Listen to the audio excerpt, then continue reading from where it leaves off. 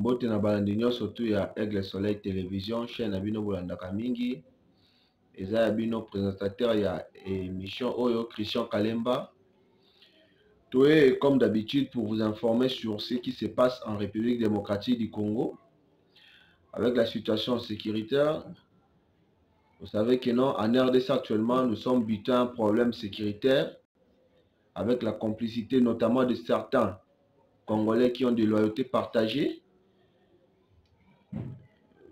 D'entrée de jeu, nous demandons à ceux qui nous suivent de nous faire parvenir leurs remarques dans des commentaires pour que nous puissions améliorer notre qualité de travail. Et ça bien au lieu des injures, mieux vaut que produire vos conseils, ça nous permet à ce que tout changer, peut-être mode de communication, peut-être changer façon ya ko informer bino. Les autres rebella sujet Misato. Le premier sujet, nous allons parler sur remise et reprise au niveau de l'état-major général des FARDC entre le général Célestin Mbala Moussens et le général, l'actuel chef d'état-major Christian Chiwewe, qui, quand est-ce que ça va intervenir, nous allons vous communiquer. Nous parlerons aussi de cette tension entre la République démocratique du Congo et le Rwanda sur le déploiement de l'armée rwandaise à la frontière entre la République démocratique du Congo et le Rwanda, notamment via Gisenyi. Nous allons en parler également. Nous parlerons également de ces déplacements de l'actuel président en exercice de la communauté des États de l'Afrique de l'Est, le président burundais Evariste Ndayishimiye, qui a rendu visite au président ougandais Yoweri Kaguta Museveni pour parler de la sous-région, pour parler de la tension qui est actuellement entre l'Ouganda et le Kenya, pour parler sur l'attaque, sur le débit des opérations de la force régionale à l'est de la République démocratique du Congo. Nous allons en parler tout. Ici dans cette émission, nous vous demandons de suivre l'émission jusqu'à la fin, d'aimer, de partager pour permettre aussi aux autres personnes d'être informées. Sans plus tarder, nous commençons directement avec notre premier sujet. Nous allons commencer avec notre premier sujet où nous allons parler de ces remises et reprises qui aura lieu dans cette semaine entre l'ancien chef d'état-major général des FARDC, le général Célestin Mbala, et le nouveau chef d'état-major des FARDC, le général Christian Chiwewe, qui interviendra au niveau de l'état-major général. C'est jeudi déjà. Au niveau de l'état-major général, il y aura remise et reprise entre Célestin Mbala et Christian Chiwewe. Mais nous allons aussi parler de cette proposition de l'actuel chef d'état-major Christian Chiwewe, qui a proposé au président de la République, parce que la mission qui s'est donnée, le nouveau chef d'état-major, il a dit que au sein des FARDC, il y a beaucoup d'infiltration, il y a beaucoup des agents doubles, il y a beaucoup de militaires qui ont des loyautés partagées, qui informent à l'ennemi les positions des FARDC. Qu'est-ce qu'on doit faire? Maintenant, le général Christian Chiwewe a côté en contact avec les militaires au camp militaire, notamment au niveau état-major général, où il a dit que non, on surtout au Boye Baka dans le passé que c'est un étranger et qui a une loyauté partagée, parce que vous avez hyper Nathan à dénoncer Bango. Actuellement, si vous avez un pouvoir, la plénitude de pouvoir où on peut dénoncer ces gens-là et que tu as les cas que l'on a dans l'armée, que tu as les cas pour que ces sous-informations à bichoter. Vous avez maintenant le temps, vous avez maintenant la possibilité de les dénoncer. C'est que je vous dis, c'est quelque chose qui s'est passé aujourd'hui au niveau des camps Kokolo, où il y a quelques militaires dont coéquipiers que ces gens ne sont pas des Congolais, mais à l'époque qu'on paie sa vraie nationalité parce que Nathan, on a vu que ces gens-là étaient protégés sa identité, ça peut te créer des histoires. Mais avec le général Christian Chiwewe, quand même, il a donné cette possibilité-là à ces éléments pour dénoncer tous les militaires étrangers qui sont au sein des FARDC. C'est même pour ça, aujourd'hui, Nakan Kokolo, où on a identifié quelques militaires rwandais qui sont Nakacha Kokolo. Et ces gens-là, balongoli bango mbalamoko wana, bamemi bango place mususu. Parce que vous voyez bien, dans un régime passé, l'armement qui était dans Kankoko, c'était protégé par les Rwandais. Maintenant, aujourd'hui, nous avons un président congolais qui a ici armé entre les mains des Congolais. Maintenant, le chef d'état-major n'a pas confiance à placer bango dans le sommet. Il y a armé. Dans la chaîne de commandement, il y a armé. Ce qui a permis que démanteler tous les étrangers, c'est-à-dire qu'on identifie tous les étrangers qui sont au sein des FARDC. L'armée doit redevenir républicaine. L'armée doit être constituée de Congolais de 100%, de pères et de mères. Les gens qui ont de loyauté uniquement en République démocratique du Congo. Et le général Christian Chiwewe, qui avait proposé cette dénonciation au président de la République, cette identification, et maintenant nous voyons que non, cette identification a commencé à produire. Et aujourd'hui, dans Kankokolo, où on a identifié 87 éléments qui ne sont pas des Congolais, mais au sein des FARDC. Mais ils habitent aussi dans un camp militaire, des grands camps militaires comme le camp Kokolo. Et déjà bientôt là, l'opération est au côté dans un camp militaire Moussousou pour identifier tous ces gens-là, parce que ce sont ces gens-là qui informent à l'ennemi toutes les positions des FARDC. C'est que les FARDC comptent faire, comme on a déjà commencé au niveau état-major général, et continue à camp militaire, et qu'au Pandjana.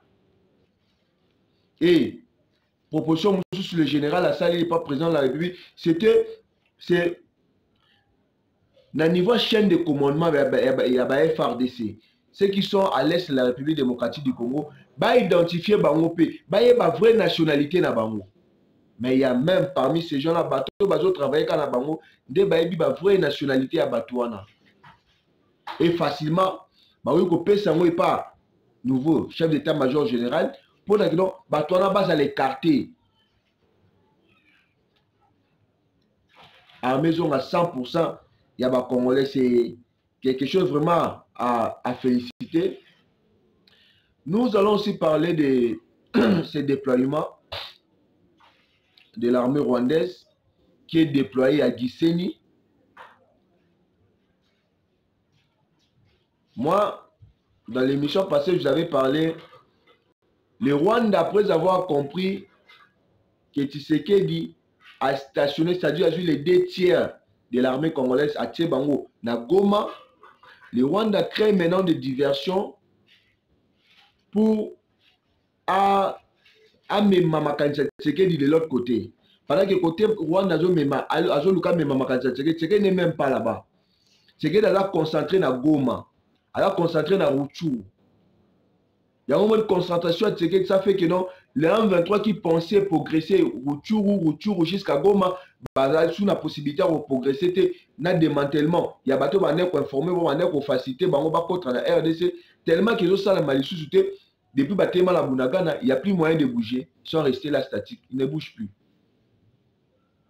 Mais si vous avez une information où le Rwanda a déployé sous quelques militaires la frontière principale entre la République démocratique du Congo na Rwanda à Gisenyi. Gisenyi est la frontière entre la République démocratique du Congo na Rwanda. Avec quel objectif? Nous ne savons pas. Mais l'information est là. Que le Rwanda déploie encore des militaires oh baza visible bato ba na Gisenyi actuellement bazo mona bango ndenge ba militaire wana baza stationné ba na ba camion baza wana avec leur armement.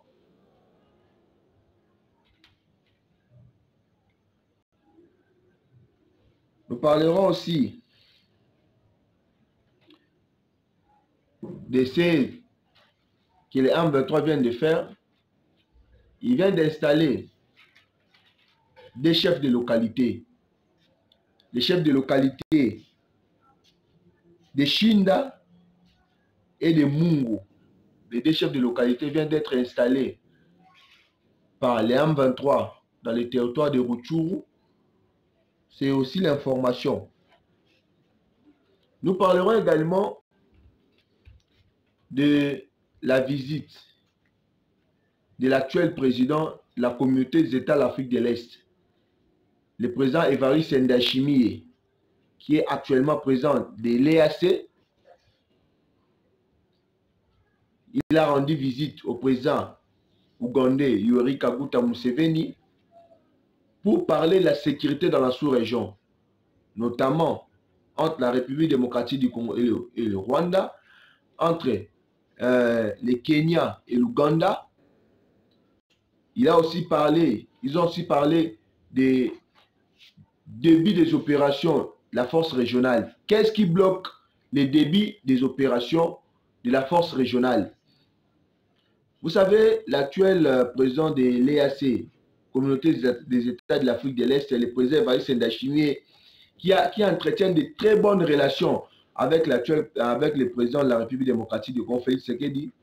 Et vous avez même vu, pendant l'un des travaux qui s'est tenu à Nairobi, où le président burundais a pris ouvertement position pour la République démocratique du Congo. Il vient aussi de le faire notamment à la tribune des Nations Unies, où il a parlé de l'agression rwandaise en République démocratique du Congo. C'est-à-dire, le président Evariste Ndayishimiye, il a dit que non, lui c'est un ami pour la République démocratique du Congo. C'est un frère, parce qu'il dit que non, à l'époque où le Burundi était menacé par l'insécurité, la République démocratique du Congo était là comme un ami pour le soutenir. Alors, qu'est-ce qu'il doit faire? Étant que l'actuel président de la communauté des États de l'Afrique de l'Est, il a parlé avec le président ougandais, Yoweri Museveni, pour lui parler qu'est-ce qui bloque les débits des opérations de la force régionale. Avec le Kenya, qui a dit que non, lui, c'est une force tampon. Il ne peut pas directement attaquer le M23. Pendant que les résolutions issues de réunions de la communauté des États, des chefs d'État de la pays membres de la communauté des États de l'Afrique de l'Est, ils avaient dit que non, les pourparlers de Nairobi et de Kenya, de Nairobi et de Luanda ne concernent que la République démocratique du Congo et le Rwanda. Cela ne concernait pas les groupes armés comme le M23. Mais pendant arrivé sur place, l'armée kenyenne dit que non, nous sommes ici comme une force tampon, nous attendons l'aboutissement de pourparlers de Luanda et de Nairobi. Ça n'a pas de sens. C'est même pour ça que vous avez entendu le conseiller spécial du président de la République. Il a dit que non, cette force-là, régionale, a été déployée pour anéantir toutes les forces négatives qui sont à l'est de la République démocratique du Congo, pour rétablir la sécurité dans la sous-région. Alors, je vous avais dit l'autre fois que l'actuel président William Ruto, c'est un nilotique. Paul Kagame, c'est un nilotique. Je vous avais parlé de la mission qu'avait effectuée le chef d'état-major de l'armée rwandaise RDF, Jean Bosco Kazura, et le conseiller spécial en matière de sécurité de Paul Kagame, au Bakenaki na Ouganda, na Kenya, pour rencontrer les nouveaux présidents Kenya, pour la que non, lorsque ceux qui ont lancé une attaque contre les M23, qui M23 ce n'est qu'un nom, derrière c'est l'armée rwandaise, vous allez tuer beaucoup de nos militaires rwandais. Alors vous devez rester là, en attendant l'aboutissement, en attendant que non, Kinshasa puisse accepter toutes les recommandations, toutes les conditions que les Rwandais imposent après que les M23 puissent se retirer. C'est ça leur objectif. Vous avez vu, le nouveau président de la communauté des États de l'Afrique de l'Est, c'est le président Evariste Ndayishimiye, s'est déplacé lui-même pour rencontrer le président Museveni. Et il a dit que non, dans la prochaine réunion, ils vont évaluer directement ce qui empêche à ce que la force régionale déployée à l'Est puisse lancer des opérations, notamment avec la présence de l'armée ougandaise et de l'armée du Kenya à l'Est de la République démocratique du Congo pour attaquer directement le M23. Qu'est-ce qui empêche? Qu'est-ce qui empêche que la force régionale qui avait comme mission d'attaquer les groupes rebelles, notamment le M23.